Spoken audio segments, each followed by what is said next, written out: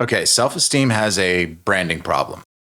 To most people, it sounds kind of like a Hallmark card, like soft and sentimental and unprovable and useless, maybe even. But and if that's what it were, then just another like emotional weather report. Then yes, it would be pretty much less useful than people make it out to be, right? But that's not what it is.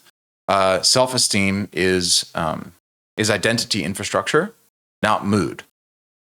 It's a behavioral integrity metric, a running log of whether your actions match your values, whether you can trust yourself after pressure, after failure, after doubt. And like any system, it can be audited, it can be stress tested, it can be repaired.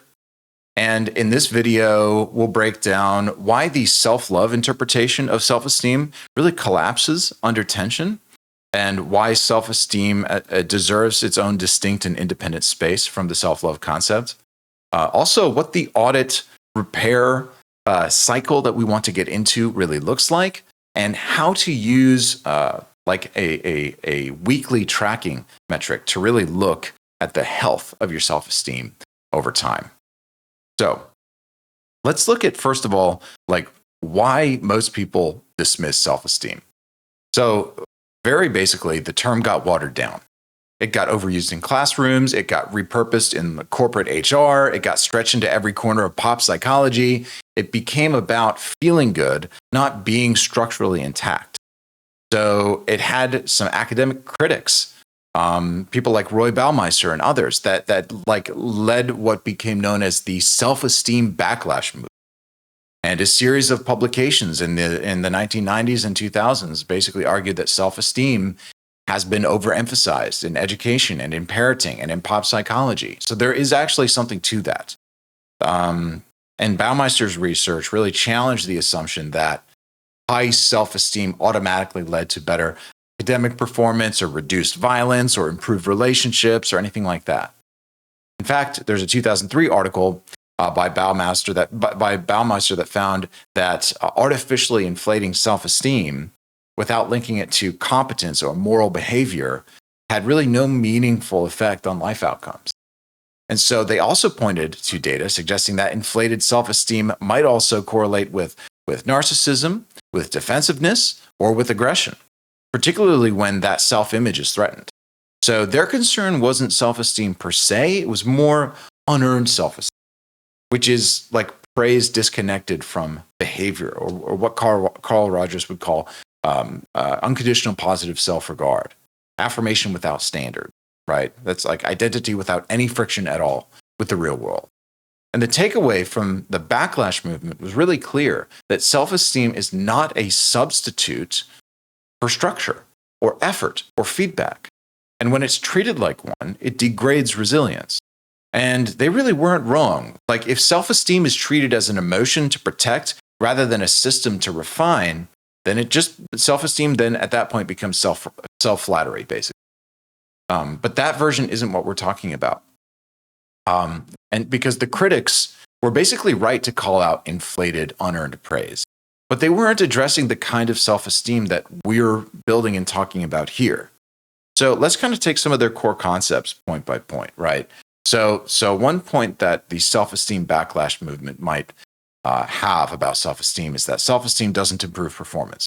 And I fully agree with that. It's not if self-esteem is an abstract or disconnected from behavior, right? But the version that we're describing isn't an internal like emotion or mood or vibe. It's self-esteem is a behavioral calibration. We have a whole video called "What is Self-Esteem" that covers this. That I'll link in the show notes. But and there we get into Nathaniel Branden and some of the origins of the self-esteem movement.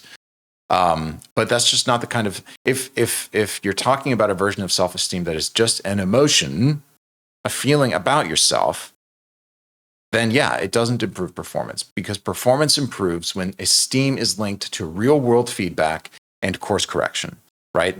That's what our audit and repair loop does. Number two would be artificially high self-esteem leads to narcissism. Again, yes, if your self-worth is inflated without any friction or without having to make any contact with reality? Yes. But the system we're using constantly tests and refines self-perception. It doesn't puff you up. It stabilizes you by forcing you to see what actually happened and improve it, right? Another self-esteem backlash point is that self-esteem really shouldn't be the focus, right? Self-control and competence and moral behavior matter more. And yes, but those are self-esteem. Self-control and competence and moral behavior are self-esteem, right? If we look at the definition of Nathaniel Branden, right? Self-esteem is not the opposite of responsibility. It's built from it. And when somebody constantly exercises competence and integrity under pressure, esteem just naturally emerges. So while the self-esteem backlash movement kind of rightly dismantled that hollow version of self-esteem, it left a vacuum that still needs to be filled. And instead of throwing away the term self-esteem, we just have to go back to the original model, fill it with evidence and with process and with structural recovery. Because self-esteem is not about building affirmation. Self-esteem is about building self-trust under pressure. So here's a different frame. It's called the audit repair loop. And what the backlash got right was this. You can't manufacture self-esteem without you can't manufacture self-esteem with praise, right? Basically. But what they didn't offer was a replacement system, which is something to put in its place. And that's where that audit repair loop comes in. This audit repair loop is not an emotional cycle. It's an accountability framework. It treats self-esteem as a behaviorally grounded signal. Are your actions aligned with your stated values? If not, how fast do you notice and how do you respond? This loop is how we rebuild internal coherence over time. So the first step is audit. And at the end of the day, we ask, where did I act out of alignment? Where did I avoid or distort or overextend, right? This is the moral cognition piece that Branden emphasized and that behavioral accountability that the backlash demanded. It's not judgment, it's just diagnostics. And we move from audit to repair. Repair is where, the critics were right to say that self-esteem without responsibility is fragile, but this step is how you restore that breach, right? You do the hard thing. You apologize. You recommit, you adjust scope, you remove overreach, right? Repair is what makes the self-esteem system real. And without it, every audit just becomes like shame.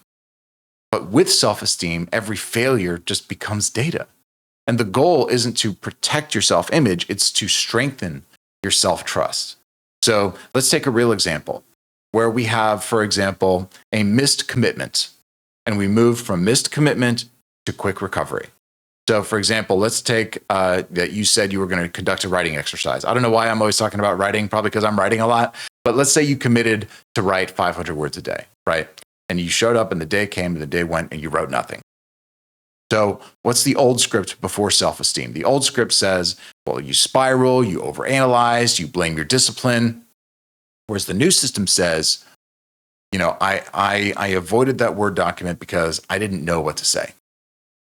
And the repair is, I'm going to reduce tomorrow's target to 200 words, and I'm going to add 15 minutes of prep time.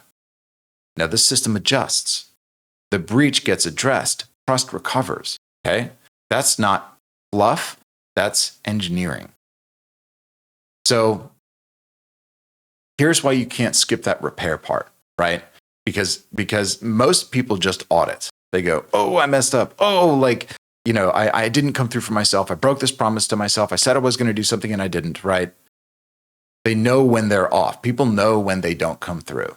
We have an inner thermometer for when we break our self-esteem through breaking our self-trust. But if you don't follow the audit with a repair, that system just drifts and you just feel guilty and shameful and bad about yourself. And your identity design gets corrupted by these thoughts that I'm just not a consistent person, right? And all this negative self-talk. That's where negative self-talk comes from.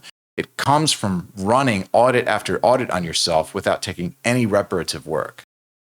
So you start building up this silent evidence that you're unreliable, right? You try harder next time, but with less trust in yourself. So the loop just gets noisier. And eventually you stop even checking. because checking hurts. And that's not a discipline issue. It's just a broken repair mechanism. So how do you fix this? Well, you build it into your weekly review, right? To make it real, right? You do a weekly review and you add a section called integrity friction, right? And you list 1 to 3 places where you broke alignment, or you write down 1 repair action for each, and you carry those into your next plan. Over time, you start to see a pattern. Which commitments that I make break under load? Every time I make a health-related commitment, it breaks, right? Because usually people are good at keeping commitments in some domains of life and not in others, right? So what you want to do is patternize that and say, which areas of my life do I struggle to keep the commitments I make, right? Which promises need to be removed, not reinforced, and which behaviors run cleanly even in low states. This is how you turn self-esteem into data, into engineering, not just how you feel about yourself, but whatever your system holds under pressure. And that's really not a stupid concept, right? Self-esteem in that sense is really the only kind of concept that actually survives reality.